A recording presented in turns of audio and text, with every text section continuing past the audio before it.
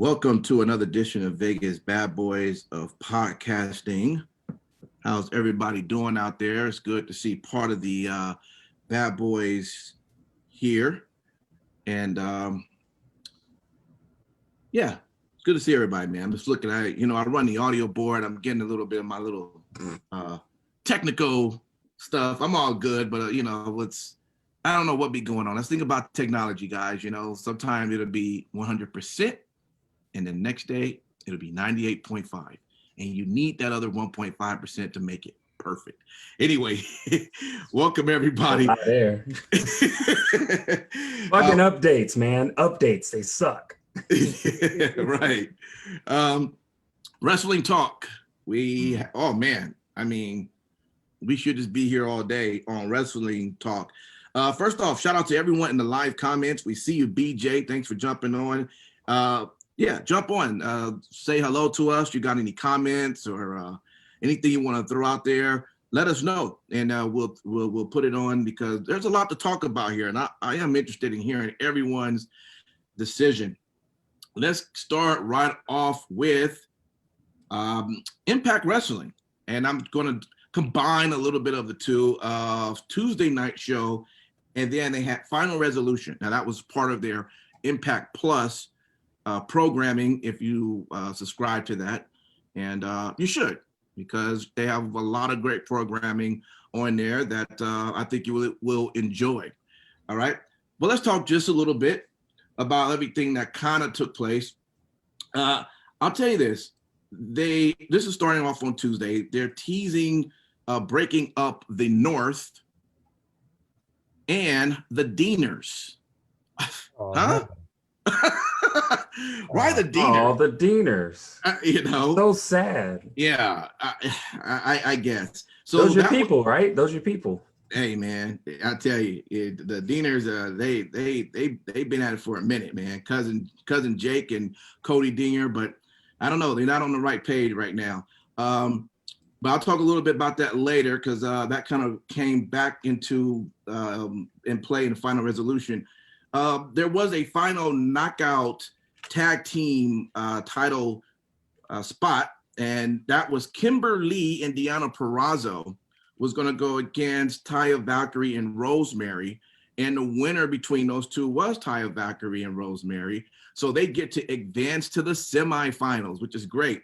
Semifinals, gentlemen, is looking really good. Havoc and Nevaeh would be going up against Jordan Grace and Jazz. Okay. Also, the other bracket is Kiera Hogan and Tasha Steelz will be going up against now Taya Valkyrie and Rosemary. So, man, who's going to, for this, for some reason, I feel Jordan Grace and Jazz going to end up being the winners of this, but, I could be wrong. We'll see. Bless you. Yeah. We see you. You're right over there, Sin City. I'm good, man. Sorry, I had to mute myself. I didn't want to be rude. No. Yeah. Just glad it wasn't you puking. Not the Rona. Not the Rona. Not the Rona. Oh, man. By the way, so shout out, there was a match with Chris Bay and Chris Bay. Oh, and Rich Swann. Rich Swann. What was it? Swan? Was that Swan on Tuesday? Because I'm on Tuesday. I thought you were talking pay-per-view. Yeah, because there were two different matches, but the Tuesday show, what I wanted to get to though, as they were competing, I wanted to say it was against Moose. I think that's who it was against, actually. But shout out to Josh Matthews, because as he just briefly kind of said, hey, Chris Bay, he's from the Virginia area, but he spent most of his time out in Las Vegas in the independent promotion FSW, Future Stars of Wrestling. That's pretty dope, to kind of acknowledge Future Stars through all of them out. So shout out to Future Stars and Joe out there, because definitely they got a great program, and it was just cool to hear, their names on the network like that. Impact, real quick. So it was actually Chris Bay and Moose versus Rich Swann and Willie Mack. Okay, there you go. There you go. I can't Yeah. I can't fault you for it because this was the first time that I watched Impact in years, and yeah, so Yeah. I'm right there with you, brother. Right. How did you get access? Well, you know what? We're gonna talk about that a little bit later because It was on their Twitch. Okay. Yep, All right. exactly. I have no excuse exactly. now. I have no excuse. I have to follow him on Twitch now. I'm gonna That's shut the hell right. up. So anyway, that took place, and then of course the interview that everyone was waiting to see with Don Callis and Kenny. Oh, no wonder Steve watched. You're Okay. damn right. You're damn right. Come on now. I was waiting for somebody to ask him. I'm glad you did, Michaels. Right. And I gotta tell you, that was a really good segment on to the bus. I mean, Don literally changing the nameplate of the belt, another AEW's belt on Impact Wrestling. I mean, I guess that's supposed to be like the no. You just never do those types of things. He changed the nameplate literally on there and gave a pretty good history as to the reason why this is happening. I mean, their relationship goes a long ways. And they really are good friends. You know, I mean, it's one thing for that to be a storyline, but I really didn't know just how far they really go back. So, and this really does seem like that this was planned for some time. At least that's how they're Don is taking the credit for all of that. So anyway, that whole segment took place. And shout out to Tony Khan and Shivani doing a commercial on Impact Wrestling, almost 3 minutes. A paid advertisement. Paid advertising. You know, getting people over to AEW. I gotta tell you, man, I love that whole thing. I love what I'm seeing with that. That was Tuesday right there. So on to Fun and Resolution that was on this past weekend. Just a few things to mention. As we know, Larry D is responsible for shooting Bravo. So they had a match where Larry D go against Tommy Dreamer, and if Larry D loses, he'll go to jail. Guess what? Larry D lost. So he is now going to jail for the attempted murder of Bravo. Yeah. Okay. Not since the jailhouse match when the Mountie lost to the Big Boss Man have we had such a pivotal lawsuit in the balance of a wrestling match. Yes. Yeah, but at the same time, the difference there was it was a cattle prod versus a nightstick. This was literally an attempted assassination. Right.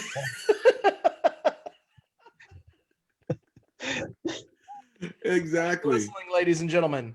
Yes. That's what happens in the world of COVID, all right? Hernandez and Falaba had a match, and the winner get the wad of cash, okay?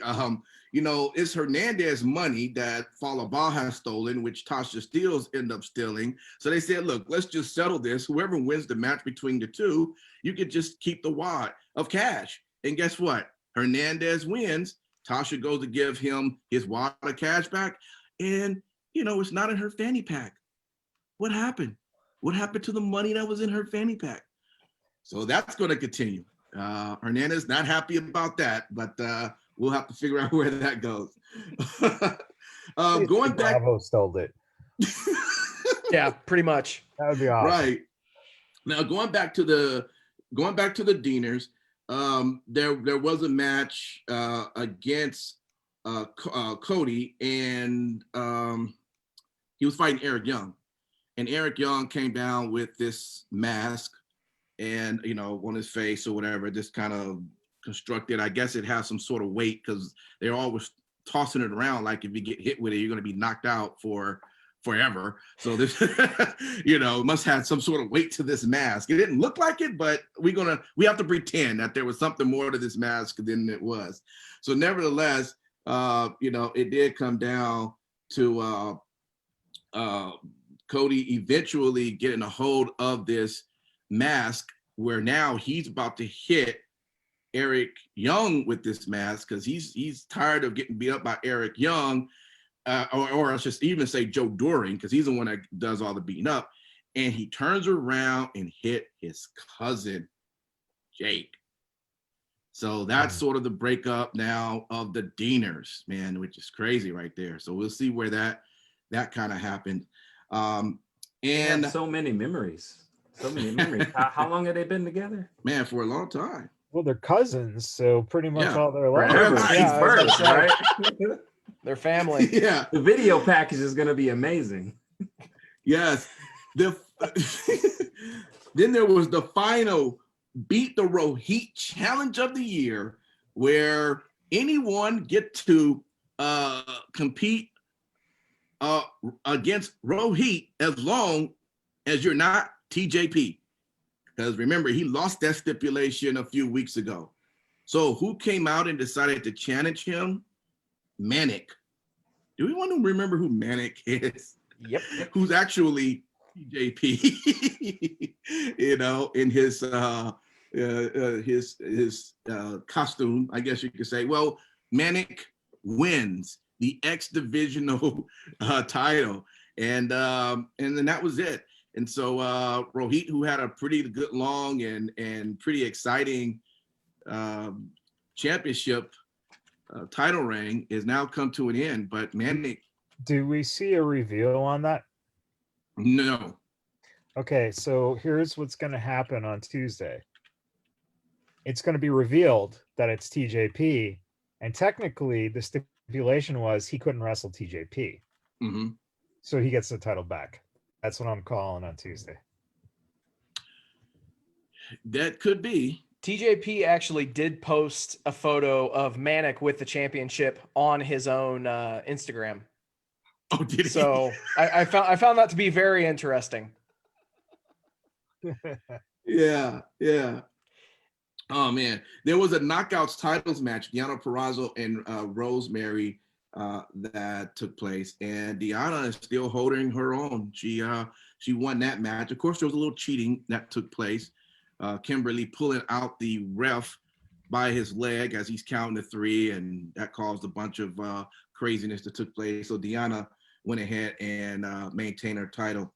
And last but not least, there was Carl Anderson, the machine gun, going against Ethan Page, where he defeated Ethan Page. And of course, now I think, guys, we're really about to see the end of the North, which there's been rumors going around about, I guess, Ethan Page maybe not going to be with Impact too much longer. He's really, whoever he goes, man, he's a star. He's one of those, when you think of like MJF or like when the Miz got started, he's just right there in that level. So I don't know where he's going, what he's thinking, but I mean, overall, just a great star at what he does. But that was pretty much it. I mean, Carl Anderson did go into the bus again with Don Callis and Kenny Omega as they reminisced on New Japan. You probably remember this, Sin City. They kept mentioning 2012. Bullet Club for life. Yeah. So, and now there's rumors of that Bullet Club coming back. So everybody's getting excited about this whole sort of venture, which is why we're going to jump over into AEW in a second. But let me just say this, because I wanted to bring up some attention on one thing, and this could kind of go in between both shows, AEW. You weren't on Sin City, but I was talking last week when we was talking to the fellas. We were talking about how this really was, I think, was pertaining to Sting, if you remember Michaels in Simon Street, and I think it was more you Street that was, or it could have, I think it was more you that were saying it was only me. Okay, Sting. Oh, jumping me. Sting bringing in the numbers, the importance, and all that. And so it was very difficult to see how the numbers looked this week, how important they were to Sting's arrival when you also have this storyline with Kenny going on as well. But let me tell you this, I also mentioned last week that this was, and you guys remember I was talking about with Impact, I was saying, there are a lot of people who have access and don't know it. Remember I was saying that. Mm-hmm. They probably have DirecTV, whatever, and they just think they don't have it. Well, just to show you the numbers, the week before last, Impact hit 166,000 viewers. This past Tuesday, 220,000 viewers who actually watched it. So where did the other 54,000 people just come from? Yeah, they had it all the time. You know, I don't think they went and rushed and got, huh? I still don't have it. I checked on everything. Well, you probably don't, but what I'm saying is there's a lot more people who have it who don't think they have it. They go, access, what is that? You know, and they had 54,000 more people, a 33% increase. And this is just in television viewing. We're not talking about their Twitch or YouTube, which all those things were up too. But we're just talking about just in TV. So this became really beneficial for them because, you know, and we can say that, yes, that's probably a lot of AEW people that came over, and that's great. But it also could have just been people who liked Impact and didn't even know, hell, that they were even still on or that they had it. Who knows? I could be reaching. That's a little bit of a reach. Okay. A little bit, because the honest answer in terms of it wasn't something that was mainstream media, right?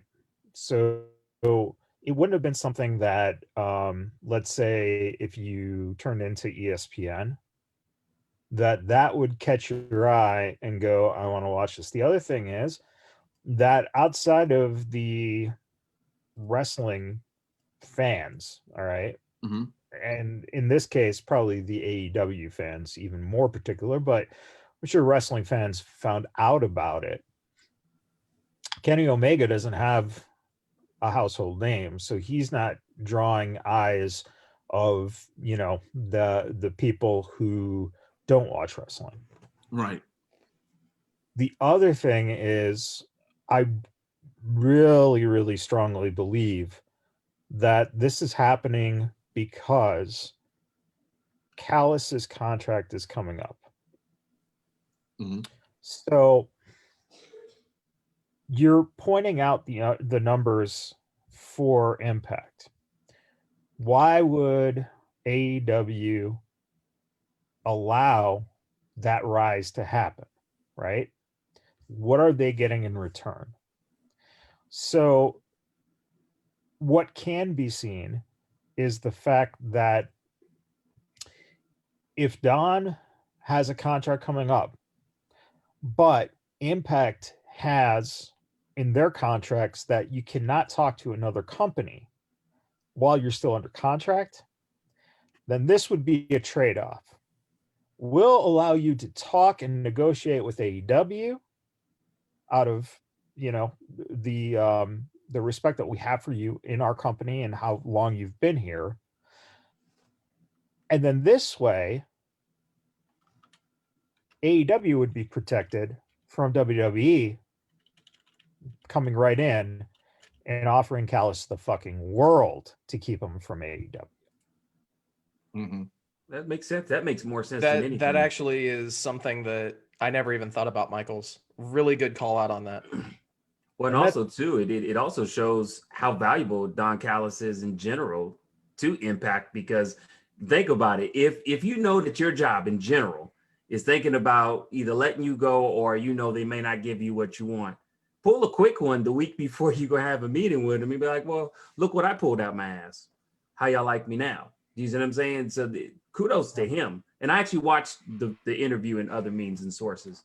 Well, I'll tell you this, Don Callis, I listened to him when he's as a commentator, which, you know, he's great in that, but I've never really seen him in his ring performance like he's been doing. And man, he could be like one hell of a manager. He's right up there with Paul Heyman. Without question. Seriously. Yeah, I was like, wow. So do you remember him from the WWF? I'm not familiar with him. I'm not familiar with him like that. So he was Cyrus, and he was the manager of Kurgan and he was the Jackal back then, back in WWF. He managed the Truth Commission. Got you. Okay. And then Truth Commission. Yes. Okay. Yeah. Okay. Yeah, and then he did some, you know, various managing / announcing work And then when his contract went up, he went to ECW, and that's where he ended up being Okay. Cyrus. He has a great on-screen presence, and there's no doubt that he'll, you know, he will bring in terms of what Kenny needed, which is something fresh to separate them from, you know, this whole being the elite and all that stuff. Right. So it would be a very smart move. And also that would leave your door open to being able to have your swap offs and your interchanges, because you've opened that door. I think that everyone got a little overexcited at the potential that this means AEW is buying Impact. And it really doesn't make sense for them to actually buy Impact Wrestling. Right. So, something that I thought was funny because in honestly, that pre-tape was Tony Khan actually mentioned he mentioned that, you know, some people think that he's going to buy Impact Wrestling, and then there was a little bit of an awkward pause afterwards. So that was definitely something that, you know, was definitely on the nose. And dare I say, during that same, you know, paid announcement, Tony Schiavone actually had the best line uttered on Impact Wrestling all week. And that was, you know, Tony Khan had asked him, you know, if he was familiar with Impact. Tony Schiavone just simply says, yeah, I worked there one day and then quit the business for 18 years.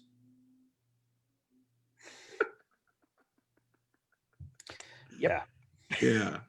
Yeah. So, yeah, it definitely is something that needed to happen. And I think that this was probably the only way that you're going to get even the hardcore AEW fans to actually boo Kenny Omega, is to put a heel manager that, and you mentioned it perfectly, Michael, someone that's not from the elite or anybody he's ever had any dealings with ever in the past in terms of on screen. Now, they went out of their way to mention and to, you know, to clarify that Don Callis is his basically family to Kenny Omega. And so, you know, they built that connection and that trust right away. And I think that this is really the way that they're going to be able to actually keep Omega heel. And now is where we're actually going to see Kenny Omega finally come into his own, because he's not going to have to stand on his own and cut promos. Quite honestly, has Callis to do it for him. And all that Omega needs to do is just do the goodbye, good night, bang at the end of the promo. And that's it. And you got to also, DJ, I don't know if you are very familiar, but not only is Don Callis, you know, like family to Kenny Omega, it's also with Jericho. So Omega, Jericho, and Callis go all the way back to the early days of, you know, those guys in the wrestling business in Calgary. And that Chris has been very vocal about trying to get Callis into AEW, because his mind, Don Callis's mind, is basically exactly what AEW needs. It would give them someone to filter things through. It would give them someone who can bring a little more of a process to make sure that you're not wasting any of your airtime, and coming up with good storylines to take up that time. So then this way you don't have it where, you know, 1 week something is set up and then it disappears for 4 weeks, and then all of a sudden, you know, they're back to it. He can bring that cohesion to it where it will actually make the product that much better. Let me ask you guys though, this is being looked at as the biggest screw draw up since, I guess, Hitman or okay. This is what I want to know. Do you think that they're doing this right though? Because as much as I'm enjoying it, the problem I'm having is, why is Scott D'Amore, who represents Impact, and Tony Khan representing AEW, why do they seem like that they're okay with this? This is the issue I have. Shouldn't this be a problem? Shouldn't this be, why is, Tony should be pissed right now, and Scott D'Amore should kind of be, let me figure out what's going on, because it's not necessarily bad what's happening, but let me wait and see. But Tony, on the other hand, he's just, I'm seeing something here that it seemed like there could be something missing. I want more pissed off. I want that, why is our champion over here with the belt? So you bring up a very good point. And this is one of the reasons I think that the odds of Don's contract coming up is the push for this. And that is for a couple of reasons. One, it was done. So wouldn't you think, even though this winter is coming thing was hyped as a pay-per-view would be, right? Right. Would you not, for fans of AEW who want to see Kenny Omega win this championship, would you not do it on a pay-per-view where you have to have people pay money to see it? So it was a quick drop of the belt. That was my first indication that something wasn't, that this wasn't a long plan per se, that it came together very quick. Okay. Number two is the screw job comparison.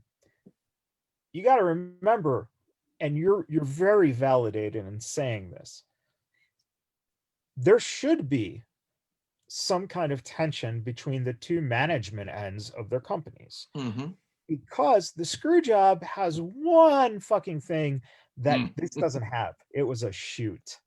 Yeah. This is a work. Yeah. This is clearly a work. Because what kind of owner buys a commercial to just go and put on their product without fucking coming after it?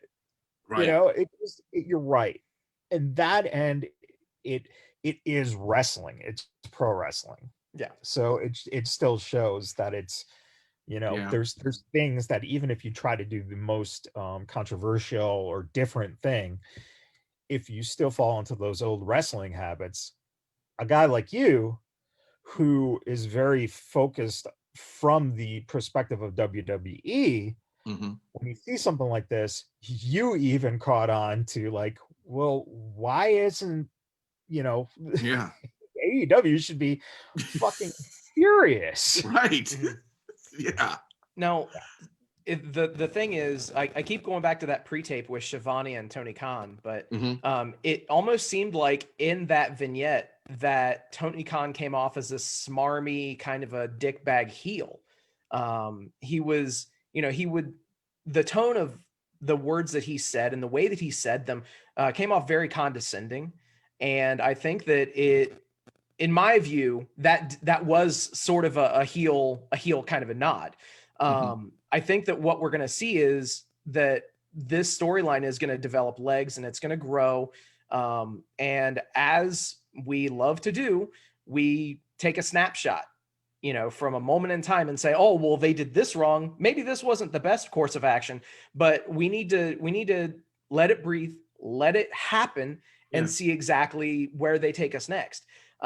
Because immediately after Omega won the championship on Dynamite and fled with Callis, you had Tony Khan in the back, in the gorilla position, getting up, getting kind of pissed off.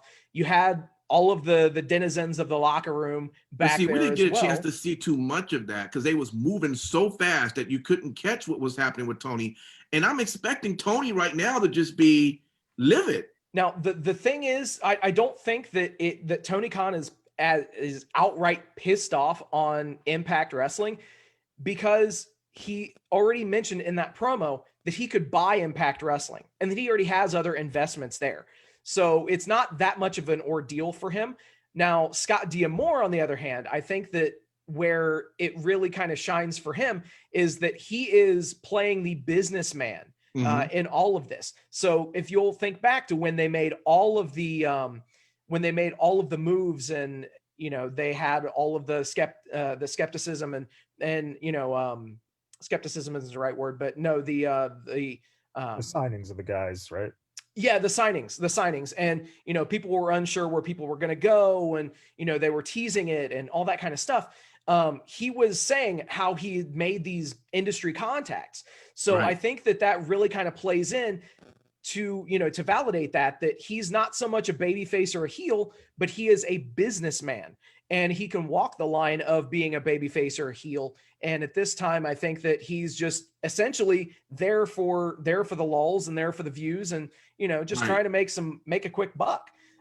Because as he realizes, as we saw already in the ratings this week, having AEW's heavyweight champion, the champion of their brand, their flag bearer on the program, which we even said is unheard of. So that brought more eyes to the product. Hell, I even mentioned earlier just now that I haven't watched Impact Wrestling in God knows how long, but I found a way to watch it.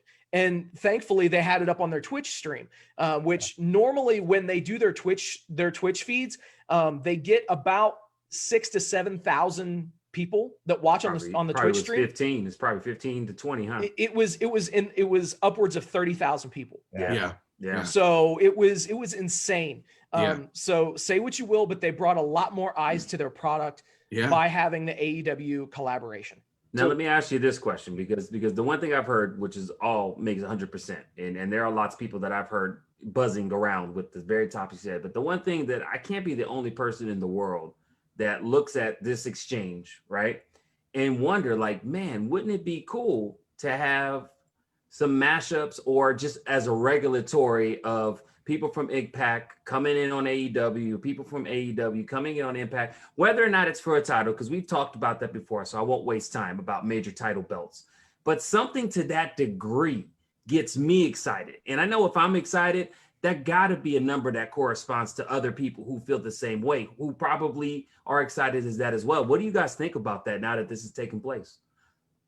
I think that you're spot on, man. I think that what we'll likely see now is I wouldn't be surprised if we saw a mid-level type of invasion angle where, the Impact guys and girls show up at AEW.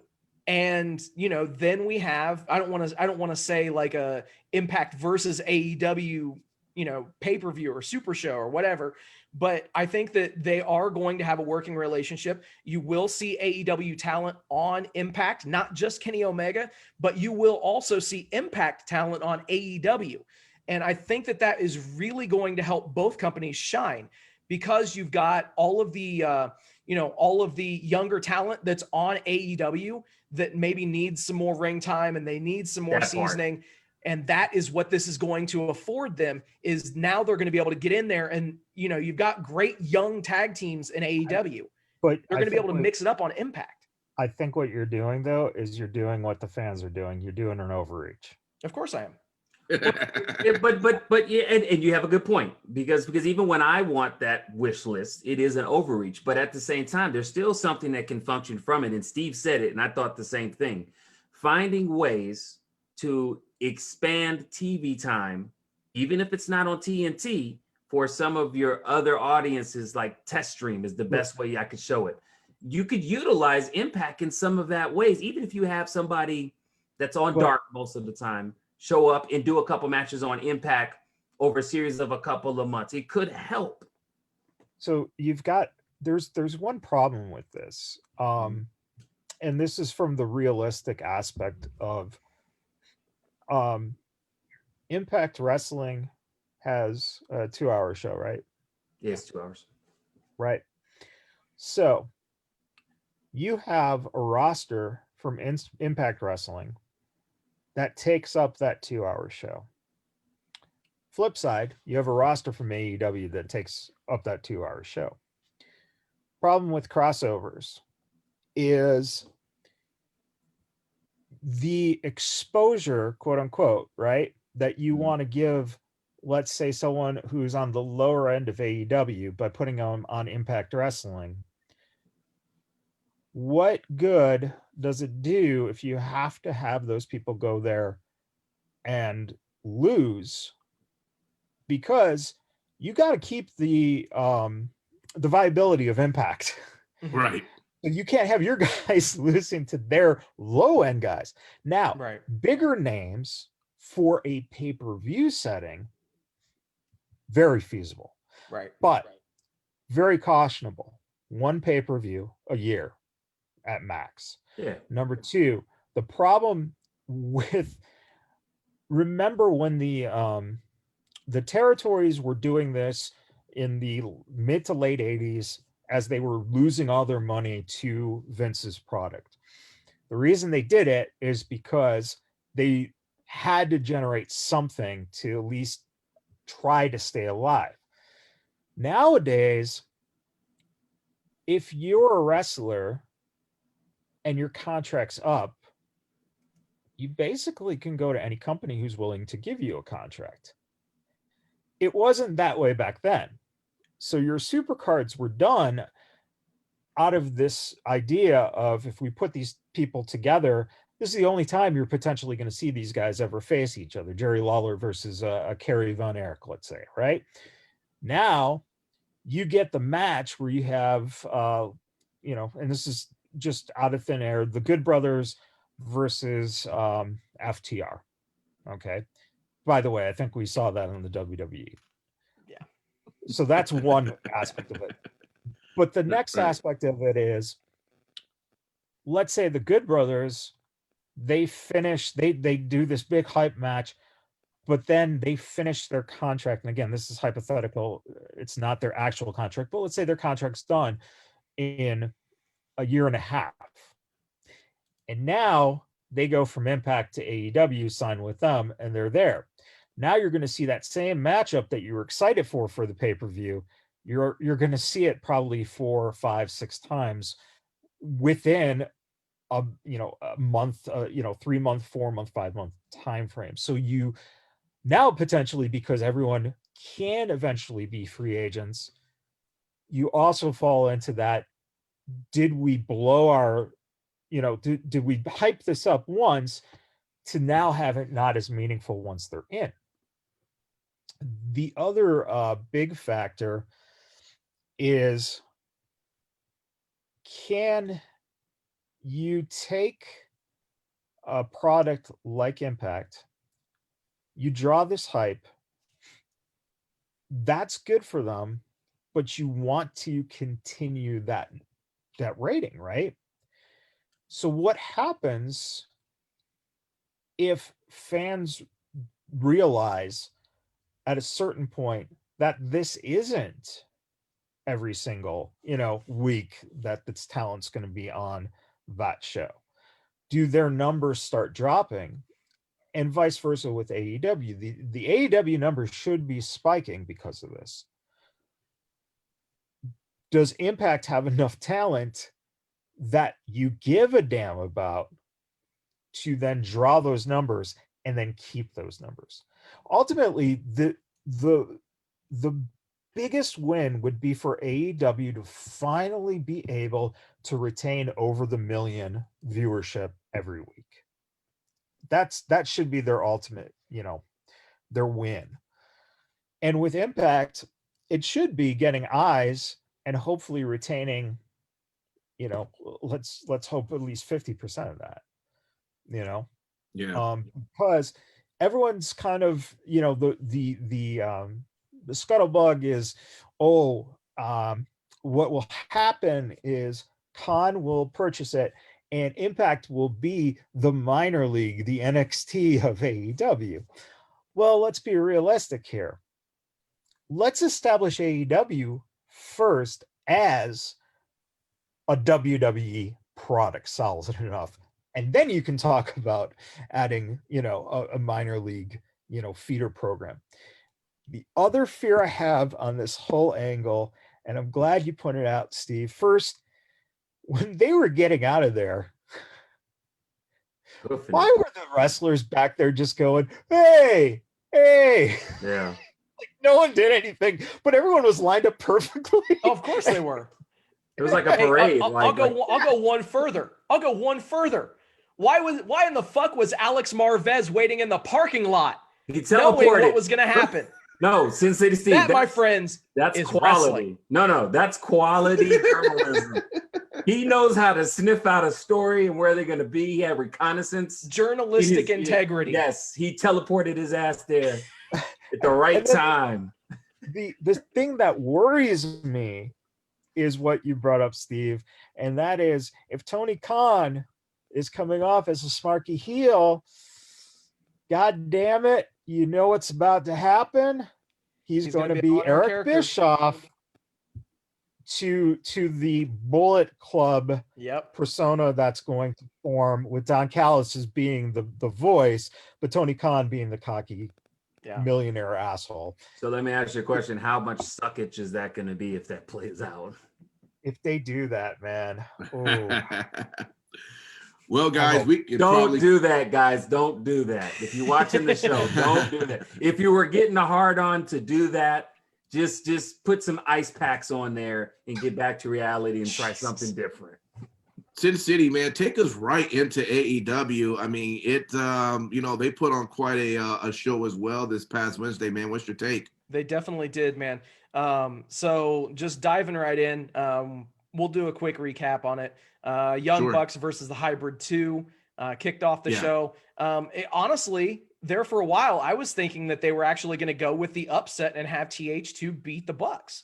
It was a good match. They came off looking amazing in that match. The ending was a little bit kind of clunky. I mean, you had the Bucks in peril looking like they were going to get beat. And then all of a sudden out of nowhere, they hit the BTE trigger and it's game over. Right. Whatever. I mean, it is what it is. Like I said, TH2 looked great. I really wish that they could rehab them a little bit, because they've done so much damage to that team, and Helico and Jack Evans are amazing workers, and they really do bring a lot to the table. But in the early founding stages of AEW, I feel like as if there was a lot of damage done to their credibility. So hopefully this is the start of them, building them back up. Yeah.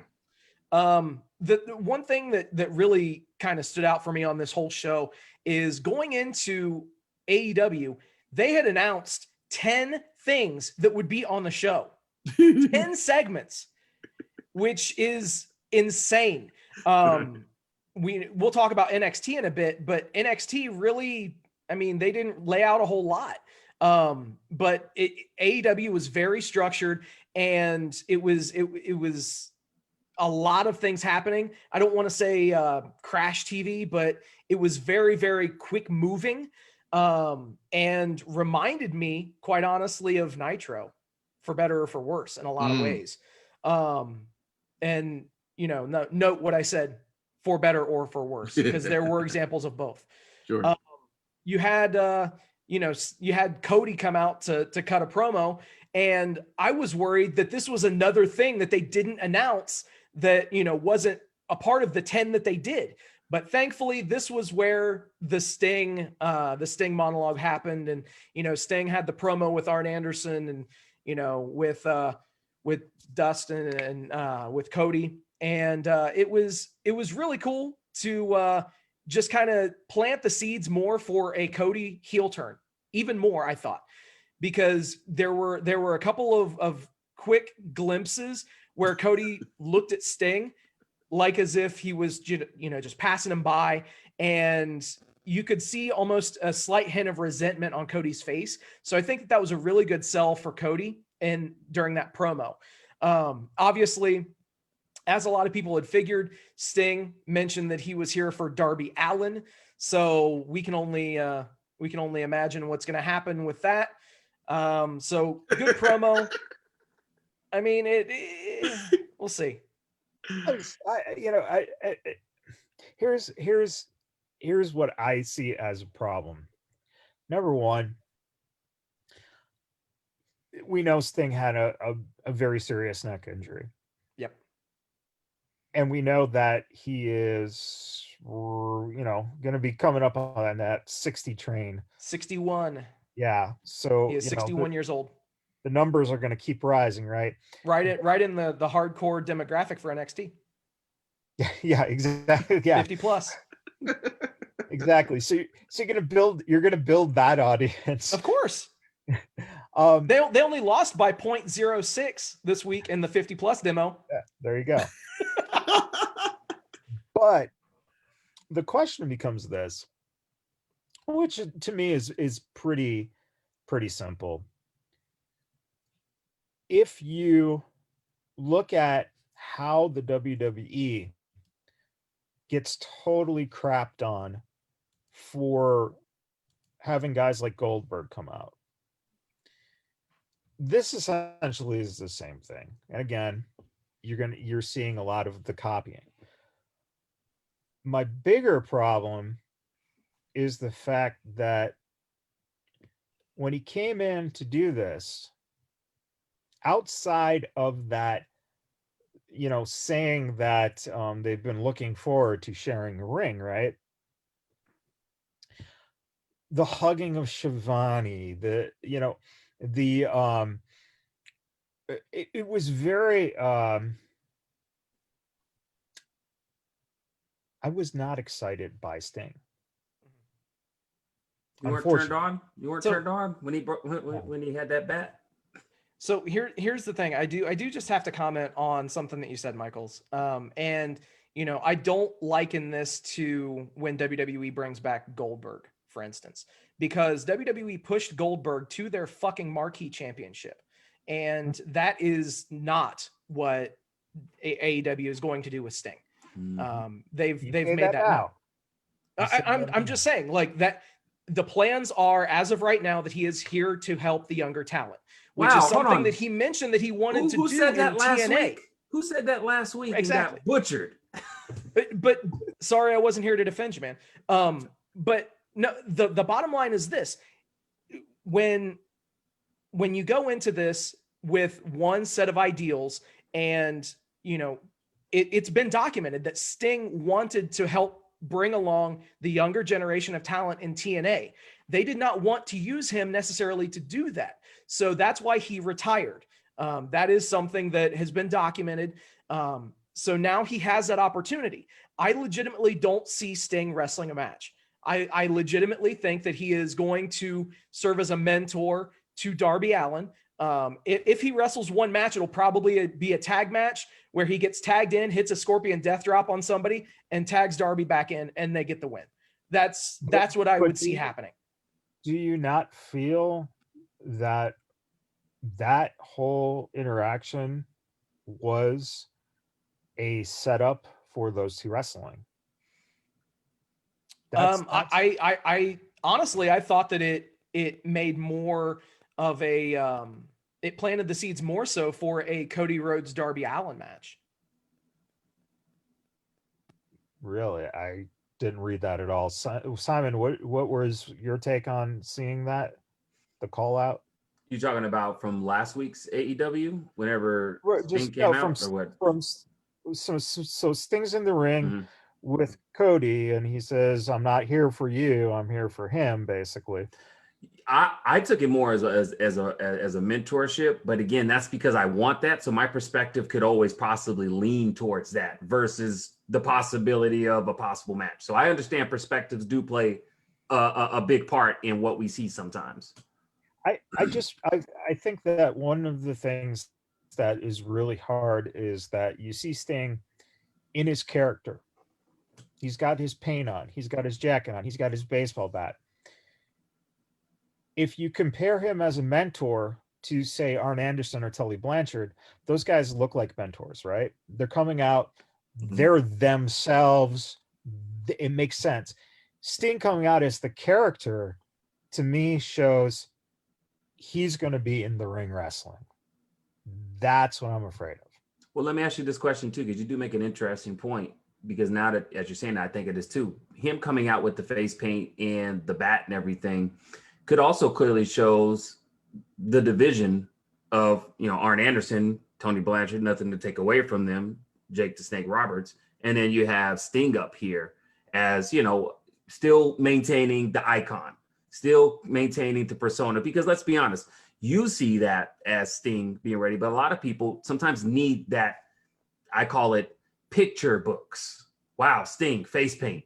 If he came out without the face paint, I think that it wouldn't have been as obvious enough to draw eyes. I agree. For people outside of that. So I agree so then 100%. here so here then is my final thought on it. What happens when those who watched it and saw Sting and got excited and think they are going to see Sting wrestling again do not get him wrestling? Well, a lot of that is contingent on how well AEW starts elevating a lot of their talent, and if they're a person that regularly watches AEW. Because if you're someone that doesn't regularly watch AEW, you'll probably be pissed off and be like, fuck this shit. But if you're someone that watches AEW and really has high hopes for him, okay, we didn't get what we wanted with Sting, but at least we still get to see him on TV, which is nice for nostalgia reasons. I don't have to necessarily see him in the ring. And we know backstage, possibly he's helping with the younger talent. And we hope it's Darby Allin. Yeah. Like I said, I think that you could actually, have there be some sort of a tag match where it is advertised that Sting is going to wrestle a match. And it comes down to Darby Allin doing almost all of the work in the match, except maybe he's in peril. He makes a hot tag to Sting, and Sting runs the ropes and hits a couple of clotheslines, hits somebody with a scorpion death drop, and that's it. Like you can't tell me that he doesn't have like one series left, like one 1 minute comeback spot in him. I know that he can't do a whole lot, but that's where these guys can actually step up and make it seem believable. And that's when you have that willing suspension of disbelief. You know what I also think about too, Sin City, is remember back in WWE where they had commissioners and they had Sergeant Slaughter. Particularly Sergeant Slaughter, I say this because he really didn't get involved in too many matches. I think for a while they had him do it toward the end, but he would just come in and, he would kind of dictate the law. I'm hoping to see Sting in some sort of a capacity to that degree.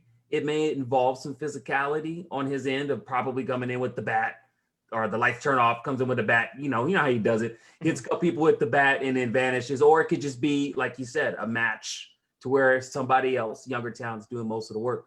I would like to see him in that capacity because I agree with you, Michaels. I don't want to see a lot of the older wrestlers getting to the regulatory matches. Like it's to the point even when WWE does it, I'm just like, I'm not feeling it. I'm just not. I want to see younger talent. I want to see other people get shine and rubs. I'm gonna let Michaels get the last say on this, and then Sin City, let's go to the next part of AEW because will be here all day. We got a lot to say, man. Go ahead, Michaels. What you want to add to it? No, just very simple. It's this: if basically, if you're trying to get eyes on the product, you get the eyes on the product, and you think that you're going to be seeing this guy wrestle, you have a bad. You're going to have people who thought he was going to wrestle, and then people who thought he shouldn't be wrestling. So one half of your audience is not going to be happy.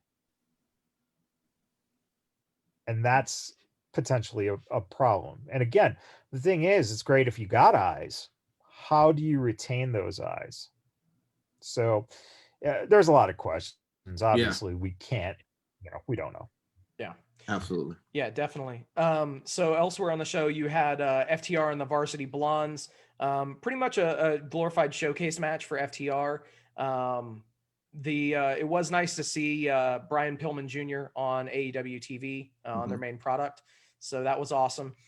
You had Dustin Rhodes versus 10 from the Dark Order.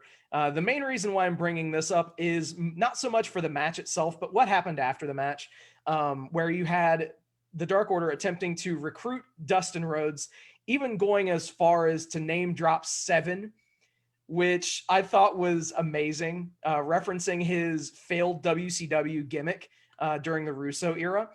And, some nice double entendre there. Also, you had Abaddon versus Tesha Price. Abaddon,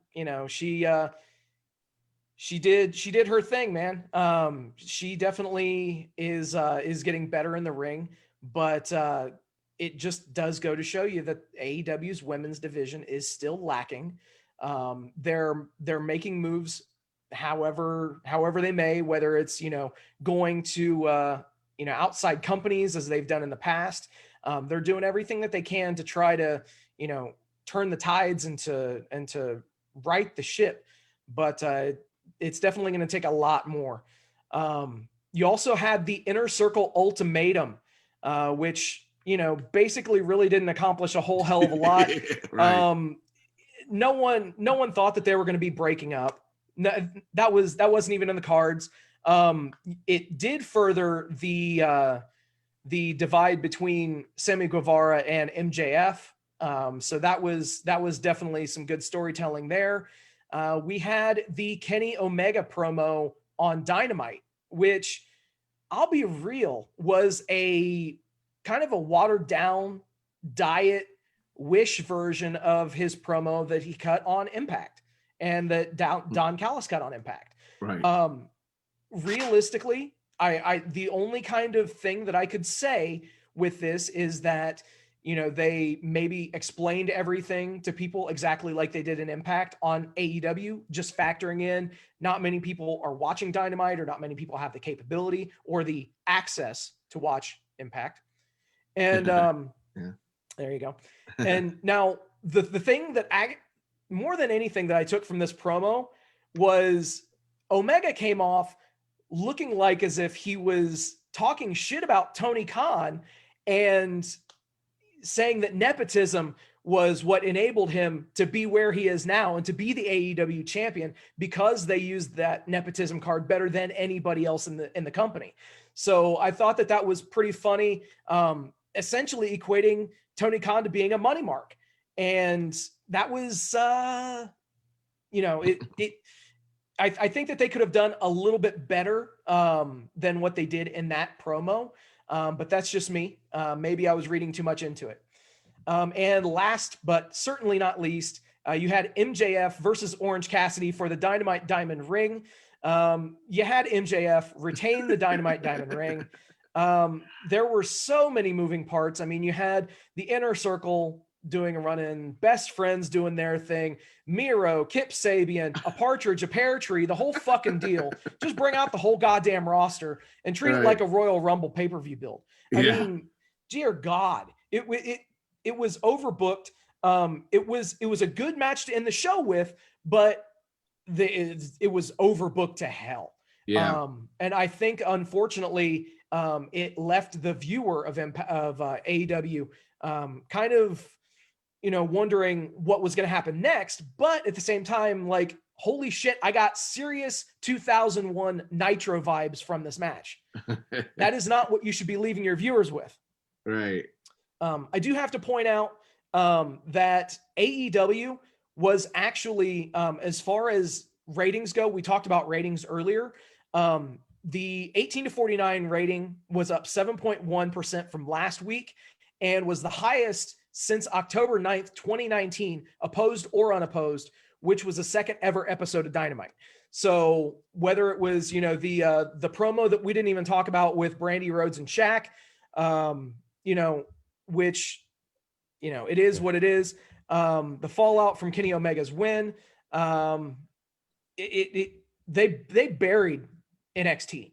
The overall number, 995,000 to 659,000.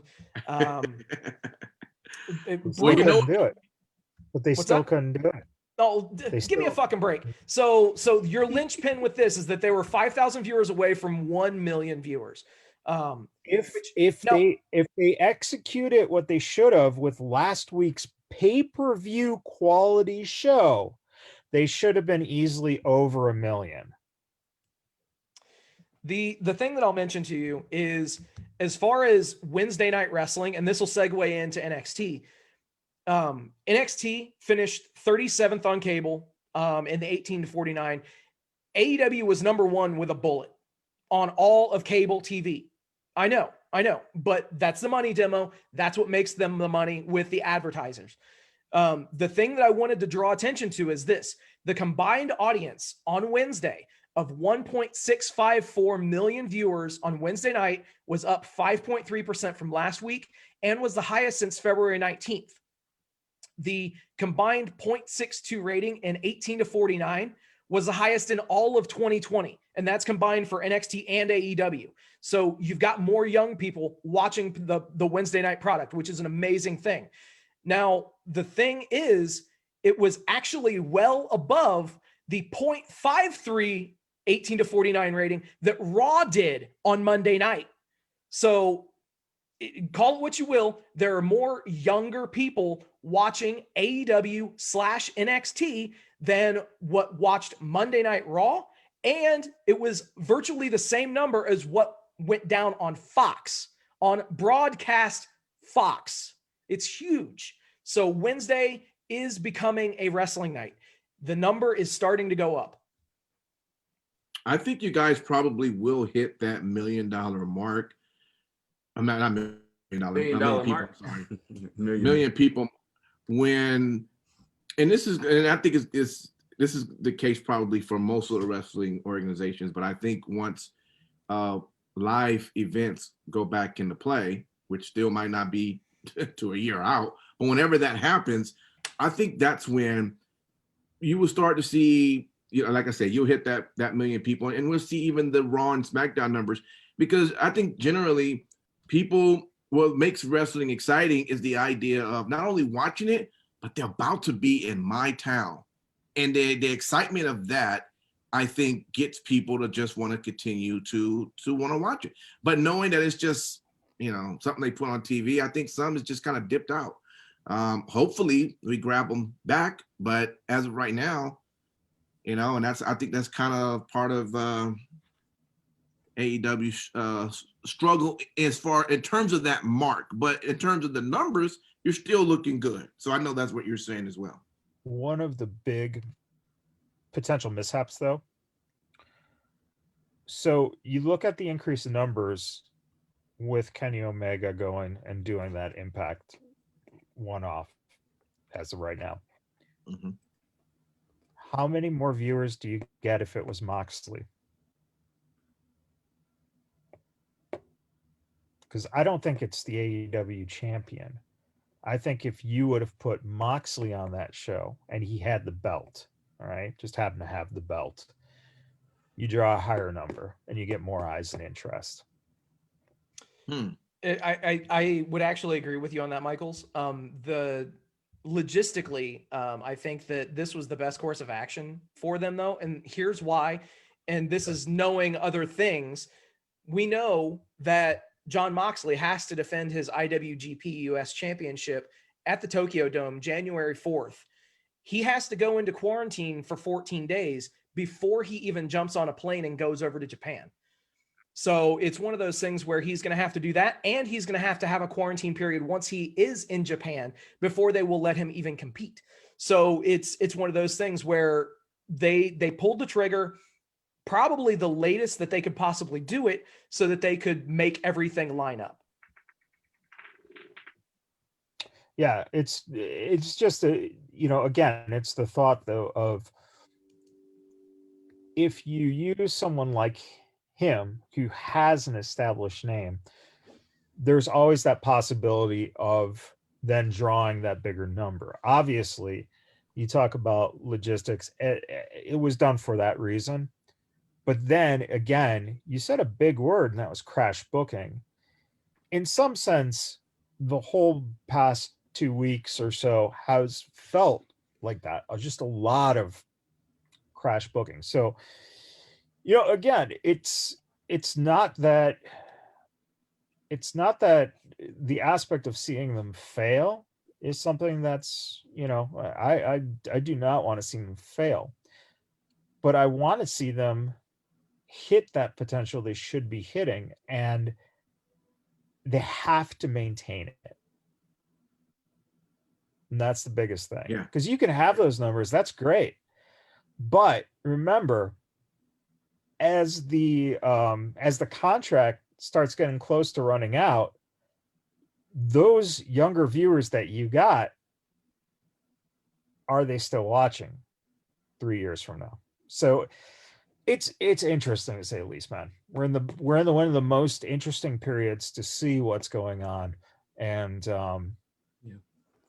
we'll We'll Yeah. see. Let's jump over to NXT. Simon Street, how was it looking coming off of a big, crazy pay-per-view the week after that, man? How was it looking this week? Well, if I had to name this week's NXT viewing, basically, I would have called it the aftermath of War Games, because even before we got right into the show, they basically showed a good, video package of the aftermath of War Games, and big, announcers were talking about people injured in War Games. So it was pretty much, which I thought was cool, because, the pay-per-view, as we talked about last week, was amazing. It was well done. It was greatly executed, and by far one of the better War Games that we've had thus far, just in my opinion and some other people's opinion. But getting right into the show, they did do a video package beforehand of Finn Balor talking about have fun with your War Games and whatnot. It's time to focus on the Prince. As such, Finn Balor comes out and basically begins to go on talking about, this is what's next for Finn Balor and the NXT Championship. When, of course, he is met by the Bruiserweight, Pete Dunne, who comes out to basically address him and says, we are pretty much a lot alike. You came overseas, I came overseas, made a name for ourselves. I think for most people watching at this point, we're getting excited because everybody would love to see, Pete Dunne and Finn Balor go one-on-one, when he is interrupted yet again by O'Reilly from Undisputed Era, who comes out. And as everybody remembers, O'Reilly in Finn Balor match was amazing. Really got a chance to showcase O'Reilly's talents outside of what he normally was in the Undisputed Era. But it was interesting enough because he came in and basically went right for, look, man, you were drinking through a straw because of a broken jaw. And so as they were about to go into it, yet again, another interruption. Again, you had Damian Priest, which was make for very interesting. He comes down and basically, as the three start to taunt each other, Damian Priest, Pete Dunne, and O'Reilly, some of the catchphrases, the reason I want to bring this up because I thought were pretty goddamn witty, but the best one was what Priest said. They talked to Priest basically said, I don't show up for 6 months out of the year, or I don't show up to only be here 6 months out of the year, which I thought was pretty amazing. But anyways, as all that bantering is going on and horrible impersonations like the biggest bad boys of podcasting, i.e. myself, Finn Balor walks off, and then Priest then begins to want to go ahead and question Priest, when all of a sudden music hits, Scarlett comes out, and of course we already know what's about to happen. That means Karrion Kross. We were waiting for Karrion Kross to come out, but we knew that Scarlett was out, and man, was she looking good. I don't know what the outfit was, but her and all her awe gave that look. And pretty much Finn Balor says, hey, you tell him whenever he's ready, the Prince is ready. So you think that's it? That already is exciting. Damian Priest begins to sit there and say, hey, Scarlett, does your man normally wait in the car and have you work his business? I'm paraphrasing. I probably didn't do it as well as he did. And so she just gives him this look.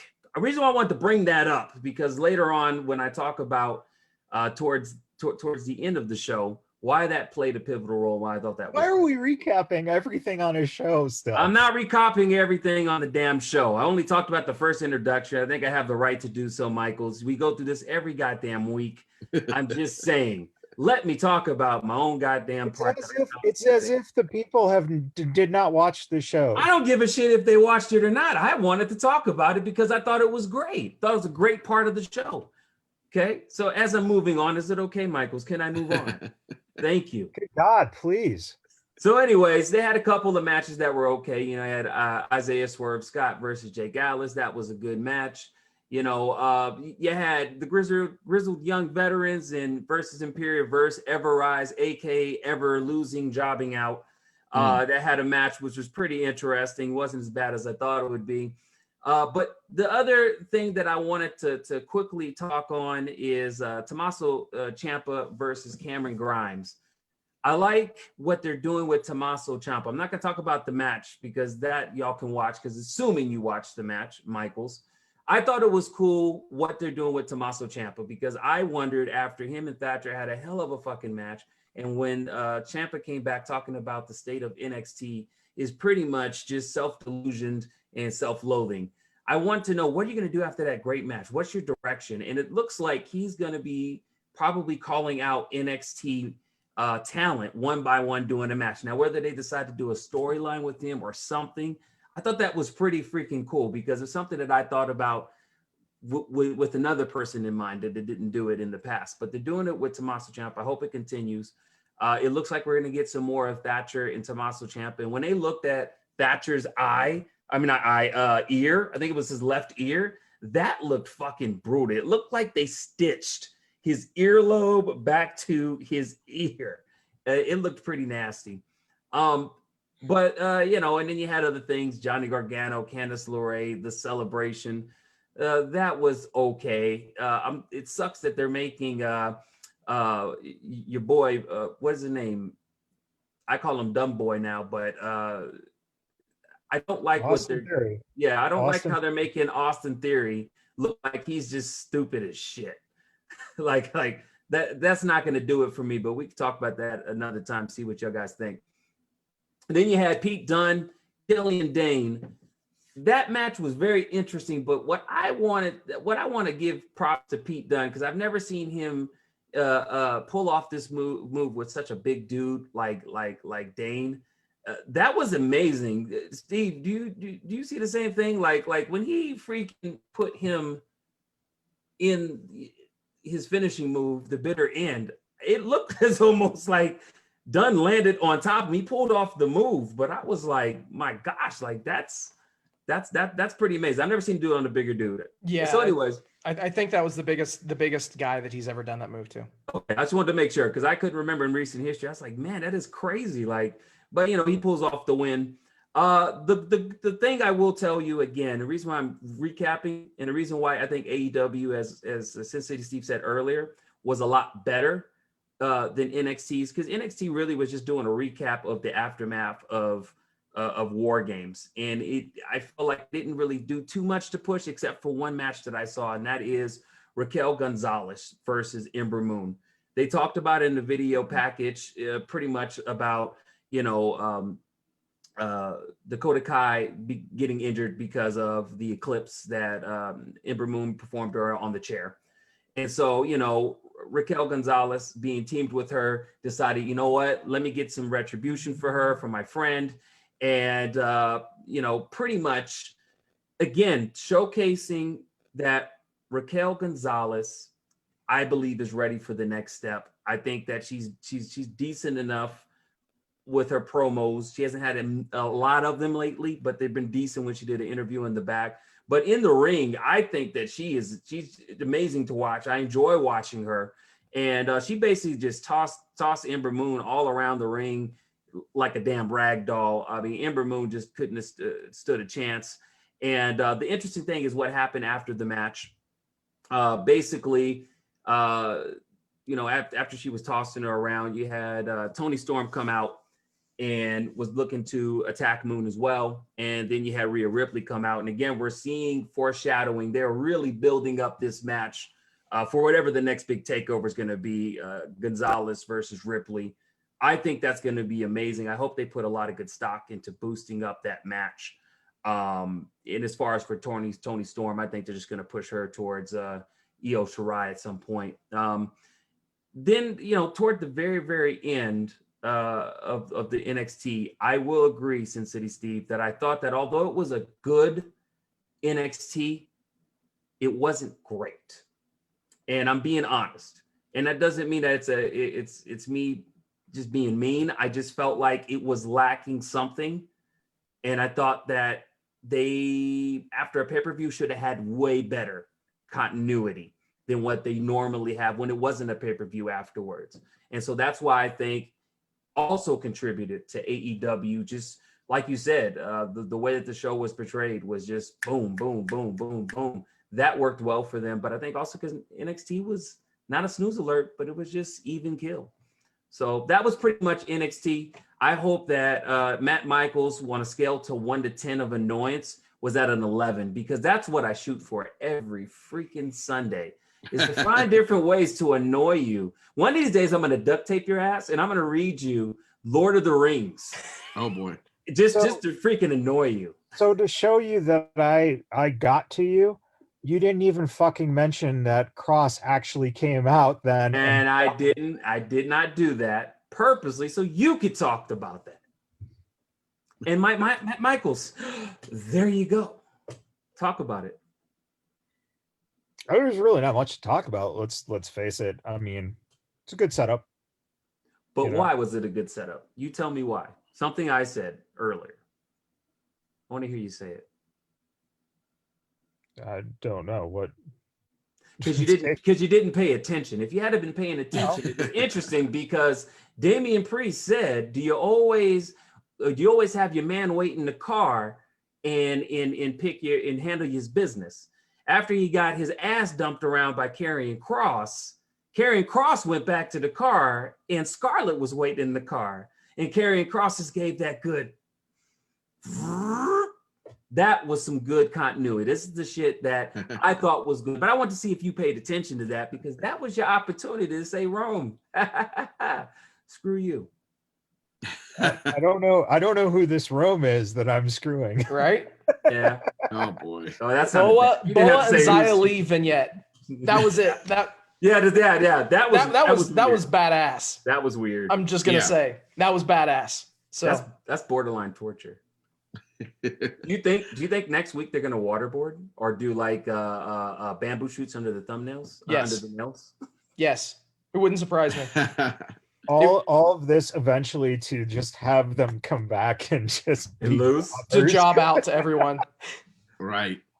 Is Shang They'll have Tsung Xia Li come back just to job to Ember Moon. So when is Shang Tsung are gonna come out and actually run a promo and talk, or is he just gonna beat them with kendo sticks in the middle of the ring or some shit? I hope he doesn't cut a promo. I hope he doesn't, unless he says. I hope he just stays silent. Mine. But yeah, I'm interested to see what they do with those two characters. Yeah. I'm going to jump quickly into ROH. There was 2 matches, as always. ROH is great programming, and I'm telling you, if you can find a way to watch it, please watch it. It's really great wrestling TV. 2 good matches this past week. Flip Gordon versus Josh Woods in a pure rules match, and Flip Gordon won the match. I didn't think he was going to win it. I mean, Josh is a beast, especially when it comes to him winning under pure rules. He even had Flip Gordon use 2 of his rope breaks, and so I was like, it's about to be a wrap. But Flip got maintained and won that, so that was really good. Then there was a tag team, the Bouncers, against Mark Briscoe and PCO. Now we always know the Briscoes are always there together, so why isn't Mark with his brother Jay? Well, Jay is too busy getting caught up in EC3 to the point where Mark can't even talk any sense to Jay. So Mark, like, I gotta go about my business, find somebody else who I can go and get this this possible tag team championship. That if I can find someone and we can beat the Bouncers, we can get to that level. So he found PCO. They had a great match. PCO just still amazed me every time he does any of those. He did one spot off the ring. I said, oh my God, are you okay, man? He totally missed him, which was purposely, and off into the ring. And I just go, how old is, I don't know. It's just great to watch him work. I love PCO. Just shows you, man, the body can, if you treat it right, man, it'll take care of you, even as you age and everything. So bottom line, that everything is leading up to their big pay-per-view this weekend. If you got access to it, check it out. It's called The Final Battle. I'll just give you a couple of matches to look forward to. There is the ROH World Championship, Rush versus Brody King. That's going to be really good. There is the winner receives a TV title shot. That's Tony Deppen, Dak Draper, LSG, and Josh Wood. So between one of those 4, they would get that. Now is the ROH World Tag Team Championship. Lethal, Jay Letham, and Jonathan Grisham versus PCO and Mark Briscoe. So another good match right there. The ROH Pure Championship match, Jonathan Gresham again versus Flip Gordon. Another good match. I'm gonna have to find a way to really watch this pay-per-view this weekend. So a few other matches in there, and of course, I guess that'll be a good one. Vincent and Bateman versus Matt Taven and Mike Bennett. So I guess you got the Kingdom versus, what do they call themselves? I always forget the other guys' names. Man, what's Villain their Inc. name? Say it again. Villain Inc. No, that's not. No, they don't go by No, that. this is the implosion of the kingdom. Yeah. Oh, Yeah, okay. it's Yeah. basically you take the kingdom, you cut them into halves, and Yeah. they're But anyway, doing it. it's going to be a good match between that. It's pretty much in the feud. It's like a grudge match. So if you get the opportunity to watch that this weekend, check it out. ROH. It is the final battle to end their pay-per-view of the year. All right. We'll move right over into WWE Raw. Next. Yeah. Pretty much. I mean, there's no lie there. Yeah, I which is crazy, right? Leading, because they have a pay-per-view coming up also. We got TLC. So your show leading up to that should be hard hitting. What's going on? You know, I feel sometimes, and maybe just me, seems like sometimes Raw is just kind of giving up. I don't know. I mean, sometimes it appears that way. That they're not putting as much stock in it as they Have too much time on their hands. That's the problem. Well, and Yeah. you got to remember one thing, and that is a simple fact. They've put their focus from Raw being their main show to SmackDown being the main show. Right. Yeah. People are just not used to that. That's what it comes down to. People expect Yeah. Raw to be the main show. It's Yep. not. Yeah. As simple as that. I mean, Yep. okay, listen, The Fiend is like saving the show. Yes. If they didn't bring him over, they would be doing less than what AEW is drawing and NXT is drawing combined. So Yeah. You know what else It's tough. I also find a problem with Raw is, and it sounds nitpicky, but wasted time with Retribution. Why are we still continuing to have them? What is so wrong with having them vanish for a month? If you're dead set on having to utilize that, and that's what your laurels are on, okay?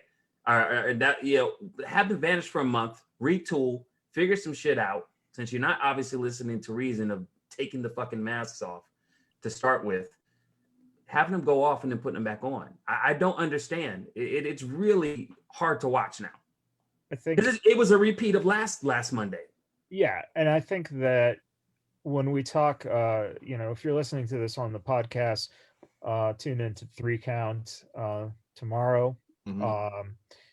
But we'll kind of get into what is almost foreshadowing the fact that Retribution won't be around much longer. And I think you're right. It's getting very repetitive. So it's showing signs that the implosion is about to happen. Yeah. Well, not even just that too, because you look at other factions such as the Hurt Business. Okay, so with the Hurt Business, with this last one, you see a possible story beat that may lead up to, okay, Cedric Alexander is really on a tear, doing good consistently. Okay, Shelton Benjamin lost. Cedric said, "Oh, we're not gonna do this." He kind of stepped up and said, oversaid something when usually MVP's part does that. Didn't do that, and so I'm wondering that again. That's something that leads you to believe something new is coming with that faction, whether it's a breakup, some problem, whatever the case may be. Retribution, it's just rinse and repeat. Instead of shampoo, it's dirt. But again, that's, you got to also remember too that is that whole idea that, again, their job right now is to literally lose matches to the other talent. Mm-hmm. So they are doing that. Right. Yes. Yeah. I mean, when you lose to Dana Brooke and Ricochet, I mean, Ricochet like no Ricochet's offense, like, hey, no wait a offense minute. to anyone involved with that, but Yeah. I mean the standing that Dana Brooke has and that Ricochet has on the show, Right. and then you have this group go out and lose to them.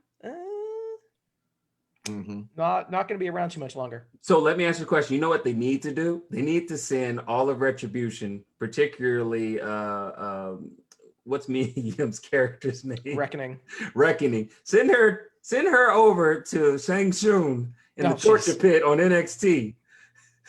No, what they need to do, what they need to do is they need to have Keith Lee go in and wreck shop and actually destroy Retribution. And rip off his wife's mask, and rip off his former best friend's mask, and just beat the shit out of Dijak, beat the shit out of Ali, and have him wreck that whole fucking stable. Hey, that would make sense, but he may need to have more training to do that. That's another story for another day. Tune in to 3 Count. Well, let's jump over then to SmackDown. Then Matt Michaels, what did WWE do over there leading up to their big pay-per-view? Well, don't forget, it's not leading up to their big pay-per-view. That's this week.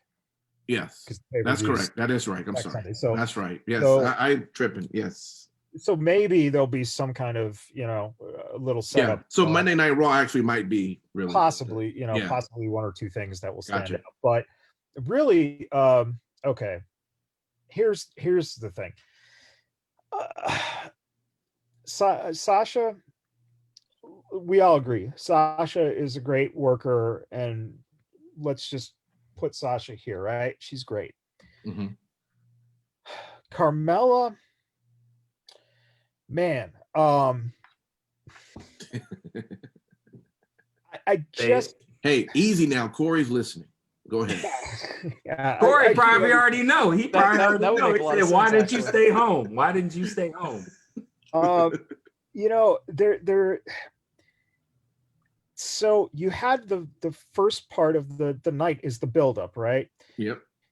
And then your deliverance is the match. Sasha made the match. Let's face it. And unfortunately, I was more excited and interested in just the exchange between Belair and Bailey than that whole fucking thing with your women's champion on your show. Right. And this person that you're trying to do something with that she doesn't have the full ring skill. She's never has. When she was champ before, what did they do? They relied on James Ellsworth to get her over. Yep. James fucking Ellsworth is the one who got her over. Right.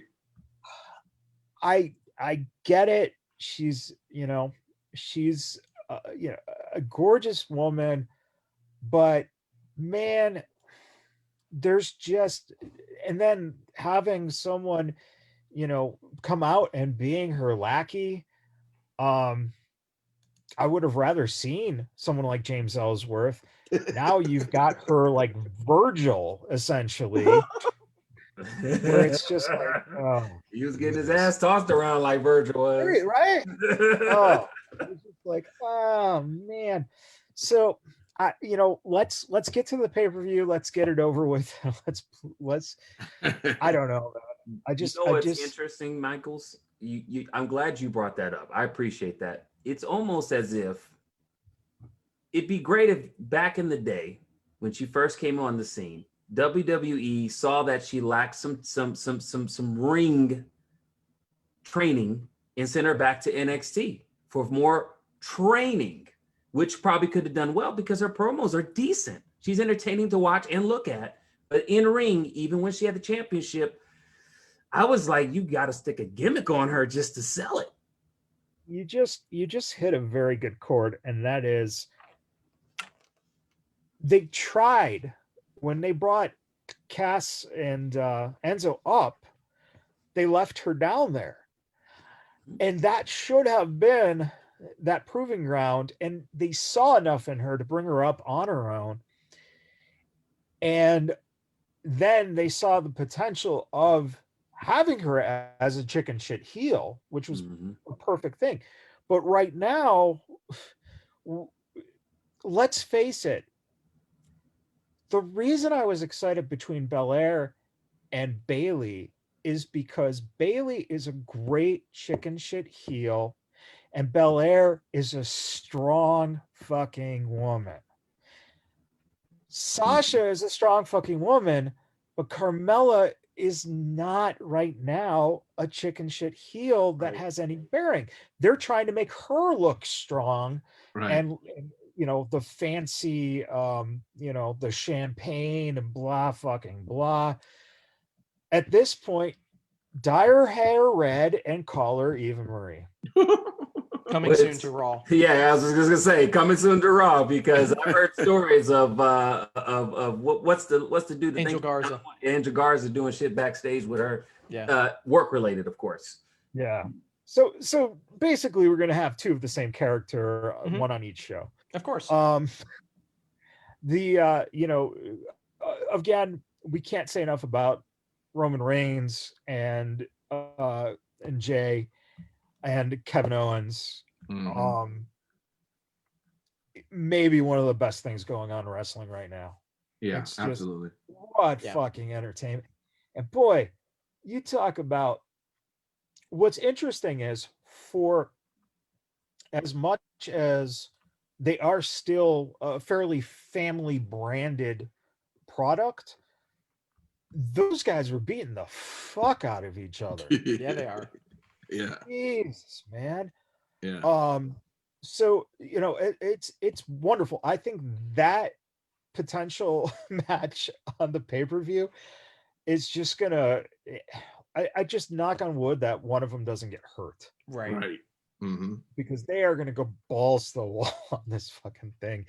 And then speaking of Kevin Owens, I think about his boy Sami Zayn. Yep. Jesus, once again. Sammy's on fire, man. Oh my I just he can't do no wrong, man. you've done something right when you're watching the product and you're going, yeah, it's a shitty white shirt with fucking marker drawn, but I would buy that Sami. Right. I said that. I said it. Right? I said they need to release that, Yeah, seriously.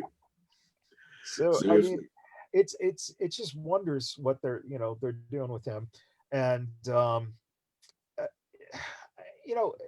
just overall, they're doing the right things that had made Raw such a stable. Mhm. And they're just doing it on SmackDown now. It's Right, yeah.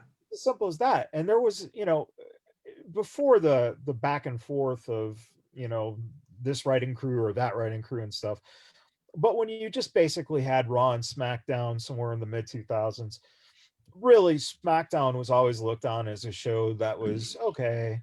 But when they had the brand splits, it was usually second banana. And now it's just getting used to the fact that, as they build this, what will end up happening is getting that. They don't have to worry about getting that contract with USA again. They'll get it. But Yeah. Fox, they need to fucking make a statement. So You're right. Hey, I didn't know if you were going to mention it or not, but in the show after SmackDown, they have their it's called Smack Talk, I think it is. Talking Smack. Yeah. Something that was really, really good. And I think that they are pushing. It was an exchange of conversation between Big E and Paul Heyman. And Paul Heyman said some Paul Heyman, I'm not even going to give him kudos anymore. I'm just going to do this. Because the man is a fucking genius. He's the reason why if ever my life gets uncomplicated, I would love to get in this business as a manager to aspire to be him. Just being honest, because he is the pinnacle and the standard of what a manager should be. Because of opportunities like this, to where he did two things that I saw. Number one, he talked to Big E very sincerely, his mannerisms, and basically told him, a focused Big E is a Big E that will look at the accomplishments, and in no disrespect, and I'm paraphrasing, the New Day as a footnote to what Big E could become. And then as he's saying this, Big E's speechless, and we get it.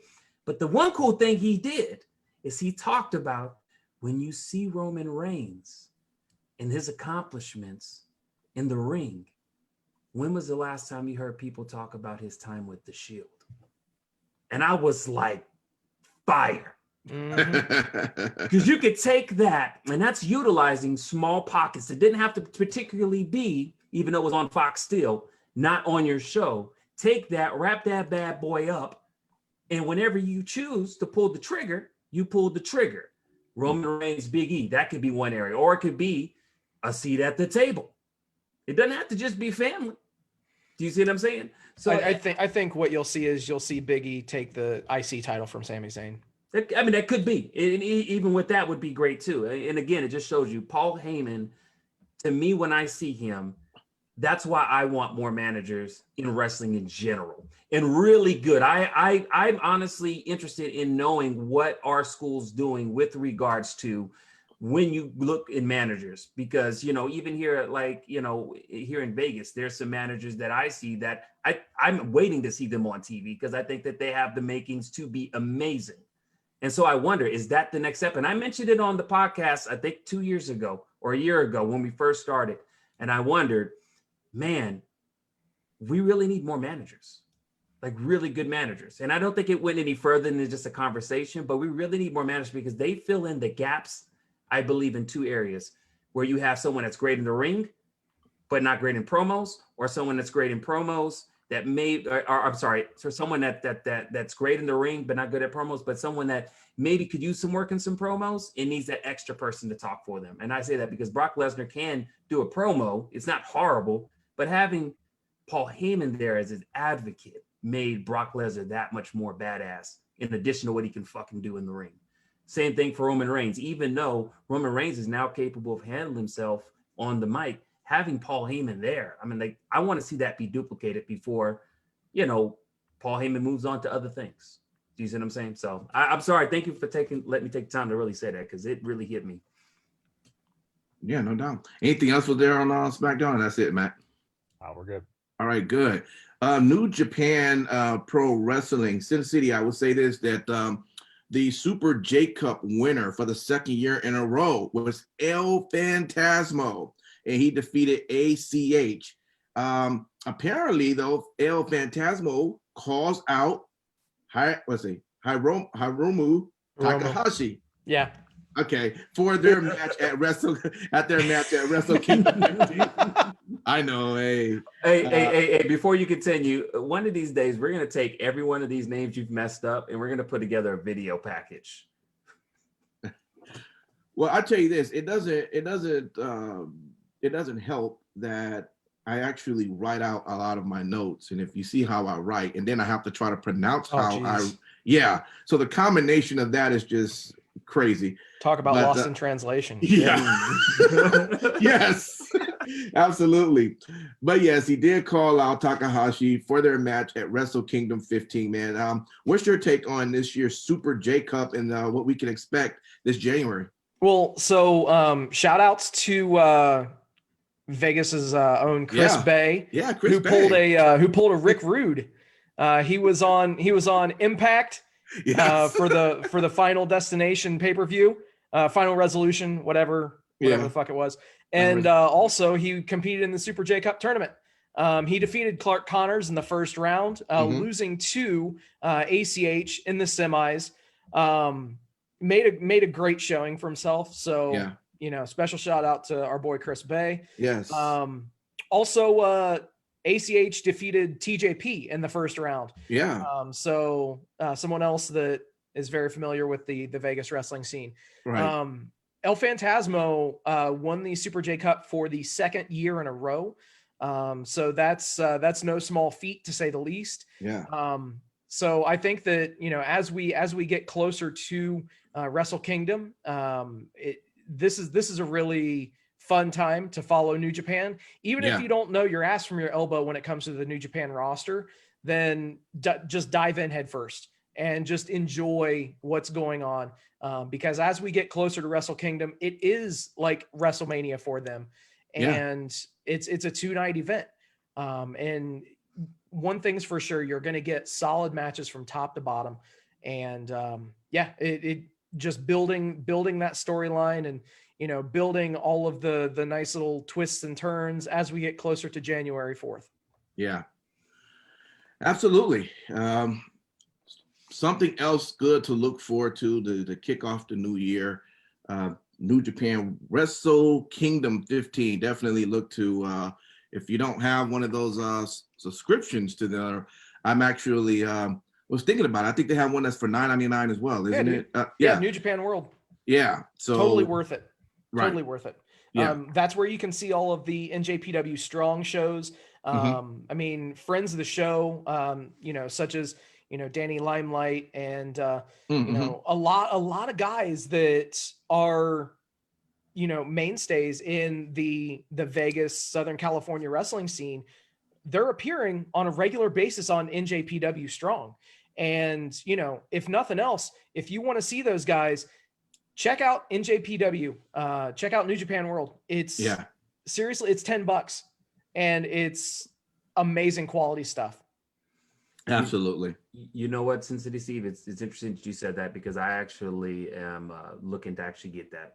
To be honest with you, before I never thought about it. I was like, do I want to spend the $10 for it? But with a lot of stuff that's been going on, and I used to watch New Japan a long time ago, I think it's worth it. I think it's worth it. They have an app for the Fire Stick. So if you have a Fire Stick, they have an app that's native to that device, and you can just download the app right to the Fire Stick and watch it just like what you would a regular show.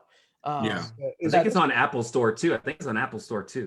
If I'm not mistaken. Chris Benoit still? Oh, jeez. Wow. Go sit in the corner, man. Oh, Michaels. We almost had him when we was going to make it to the whole show, and now I got to put him over in the corner. I know, right? Oh man. Just to give you a heads up, New Japan World is on Apple Store. Nice. So cool. You can get on your Apple device. I'm sure it's probably on Google Play as well. So yep. I mean, all right. Definitely. Well, a little bit of sad news happened this past week in the acting and in the wrestling world. We lost Tommy Tiny Lister Jr. Now, most in the movie world knows him as Debo. If you watch any of the Friday movies, which was very, very exciting to see him. When you saw him riding down the street in that bike, you know that there was about to be a problem if he caught. Better hide your chain. Hide your chain. That's his chain. Yeah, absolutely. And his bike. And his bike. Yep, absolutely. So, but in the wrestling world, man, I got to tell you, as a person who was watching Hulk and back in the 80s, I remember the movie that he was in. I think it was actually, I want to say it was No Holds Barred, could be wrong, but I believe that was it. No, it was No Holds Barred. Okay, and he was he was portraying Zeus, and in the movie, of course, the way it was planned out was Hogan beat Zeus. But then I guess when Zeus came over into WWF at the time, he was like, I'm going to show you that this is not the movie business. I'm going to actually take on Hulk, in this actual wrestling. So he wrestled a bit, and he used to have you would never thought that one move he had where he put up his hands and he just comes down on your shoulders was enough to just take you out. Or the neck twist. Right. Yeah. But Zeus was and listen, let's be real, okay? Because how was I? Oh my God. What, 7 or 8? When you saw Zeus, I'm like, 17, he's 18. scary. Like, what, an age? Yeah. Let's get out of here, Cincy. Damn. I am not that old, man. Damn. He cut deep on that shit. You go sit in the corner too, right next to Matt Michaels. No, in fact, go sit on his lap. But watching him, it was like, wow, he really is scary. And I was like, man, as a Hulkamaniac, because who wasn't, I'm like, man, Hulk's really gonna get beat down. But he didn't. Tommy wasn't in there for a long time. He wrestled, I think, it was less than a year, I want to say, in WWF at that time. But he was he played a pivotal role at that time.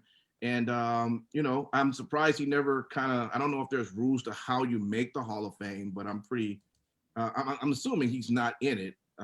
He could be, but I don't ever remember there ever he's being. not. He's not in it. Okay, I didn't think so. So I'm pretty shocked that he isn't in there, but because he definitely played. Celebrity wing. I mean, they always they have for the celebrity ones. Yeah, they're always looking for somebody. Yeah. I would prefer to only see him in the celebrity ring. No offense to any accomplishments he's had outside of the ring. Right. But only for celebrity, yes, not for the actual wrestling. Nevertheless, that was just a little memory of him. He definitely will be missed. The news came this past week. Even an update said it appears it could have been COVID-19. This pandemic is really just doing a work on so many. We're losing a lot of great people all over the world, but we'll always remember Tommy Tiny Lister Jr., Debo, Zeus, whatever you want to remember him as. Go ahead, Matt. Let's remember him though as Tiny Lister, because you've been saying Tommy. That may be a nickname. Because I've heard other people refer to it. Yeah, and that's what I pulled out. I've actually heard. But okay, that's fine. Yeah. Yeah, I thought his but it is in the movies. It's Tony. They do in the movies. They do list him as Tony. Oh yeah. Yeah. Okay. Well, cool. Outside of that, though, that is our wrestling talk, and we thank everybody for hanging out with us. And we will do this all over again next week. We have 2 pay-per-views, again, ROH and then TLC. So we will recap those. And with that, let's just stay safe out there, guys. I know it's holiday time and, everybody's out in these streets like there's nothing happening, but we're still in the pandemic. So just be careful. All right. So with that, we're out. Don't forget tomorrow's 3 Count. Download it, listen. Peace.